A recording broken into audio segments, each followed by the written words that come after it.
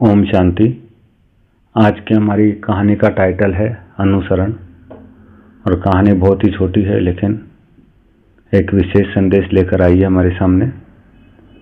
एक बार की बात है कि एक बार एक भिखारी कहीं भीख मांगता मांगता जा रहा था, तो उसके सामने एक सज्जन पुरुष आते हैं और वो उसको बोलते हैं कि तुम तो हट्टे कट्टे हो, ठीक ठाक हो, मेहनत कर सकते हो, तो भीख क्यों मांग रहे हो? मैं तुम्हें एक दुकान पे नौकरी लगा देता हूँ, तुम तो नौकरी करके अच्छे जीवन जी सकते हो।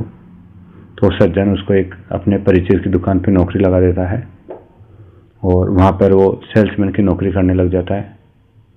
लेकिन एक दिन वो देखता है कि एक किसी कुएं के किनारे या तालाब के किनारे एक अंधी चील बैठी हुई होती है जिसको कुछ भी दिखाई नहीं देता, और उस अंधी चील को एक दूसरी चील भोजन लाकर खिलाती है, खाना लाकर खिलाती है।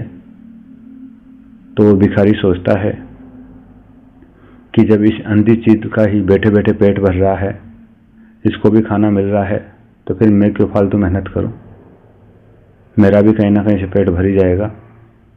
तो वापस से वो नौकरी छोड़कर भीख मांगने लग जाता है और फिर से वो सज्जन उसको टकरा जाते हैं, मिल जाते हैं और उसको बोलते हैं कि क्या हुआ, तुम्हें तो नौकरी लगाई थी और तुम नौकरी भी अच्छे से कर रहे थे, वापिस से भिखारी कैसे बन गए? तो उसने बताया कि देखो, उस अंधी चील का पेट भर सकता है तो फिर मेरा कैसे पेट नहीं भरेगा, तो मैं क्यों ये फालतू नौकरी मेहनत करूं, पेट तो मेरा भर ही जाएगा। तो उसने कहा कि तुमने उस अंधी चील को देखा, लेने वाली चील को देखा, तुमने उस देने वाली चील का अनुसरण क्यों नहीं किया? दूसरी चील भी तो थी जो मेहनत करके खुद का पेट भर रही थी और उस दूसरी चील का, अंधी चील का पेट भर रही थी।